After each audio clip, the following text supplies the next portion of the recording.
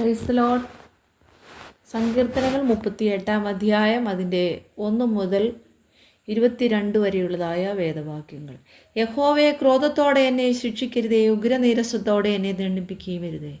നിന്റെ അസ്ത്രങ്ങൾ എന്നിൽ തറച്ചിരിക്കുന്നു, നിന്റെ കൈ എൻ്റെ മേൽ ഭാരമായിരിക്കുന്നു. നിന്റെ നീരസം ഹേതുവായി എൻ്റെ ദേഹത്തിൽ സൗഖ്യമില്ല. എൻ്റെ പാപം ഹേതുവായി എൻ്റെ അസ്ഥികളിൽ സ്വസ്ഥതയുമില്ല. എൻ്റെ അകൃത്യങ്ങൾ എൻ്റെ തലയ്ക്കുമീതെ കവിഞ്ഞിരിക്കുന്നു, ഭാരമുള്ള ചുമട് പോലെ അവ എനിക്ക് അതിഘനമായിരിക്കുന്നു. എൻ്റെ ഭോഷത്വം ഹേതുവായി എൻ്റെ വ്രണങ്ങൾ ചീഞ്ഞു നാറുന്നു. ഞാൻ കുനിഞ്ഞു ഏറ്റവും കൂനിയിരിക്കുന്നു, ഞാൻ ഇടവിടാതെ ദുഃഖിച്ചു നടക്കുന്നു.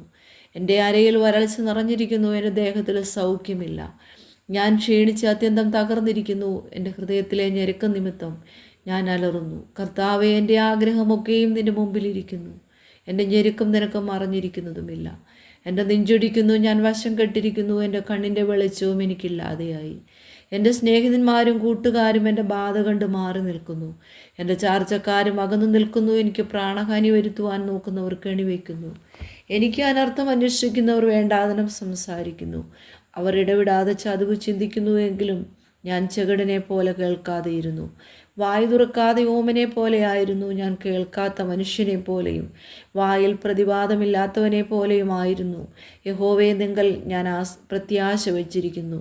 എൻ്റെ ദൈവമായ കർത്താവേ, നീ ഉത്തരമരുളും. അവർ എന്നെ ചൊല്ലി സന്തോഷിക്കരുതേ എന്ന് ഞാൻ പറഞ്ഞു. എൻ്റെ കാൽ വഴുതുമ്പോൾ അവർ എൻ്റെ നേരെ വമ്പു പറയുമല്ലോ. ഞാൻ ഇടറി വീഴുമാറായിരിക്കുന്നു. എൻ്റെ ദുഃഖം എപ്പോഴും എൻ്റെ മുമ്പിലിരിക്കുന്നു. ഞാൻ എൻ്റെ അകൃത്യത്തെ ഏറ്റുപറയുന്നു, എൻ്റെ പാപത്തെക്കുറിച്ച് ദുഃഖിക്കുന്നു. എൻ്റെ ശത്രുക്കളോ ജീവനും ബലമുള്ളവർ.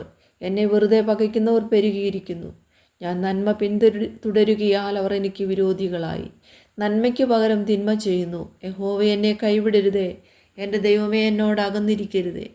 എൻ്റെ രക്ഷയാകുന്ന കർത്താവേ, എൻ്റെ സഹായത്തിന് വേഗം വരേണമേ.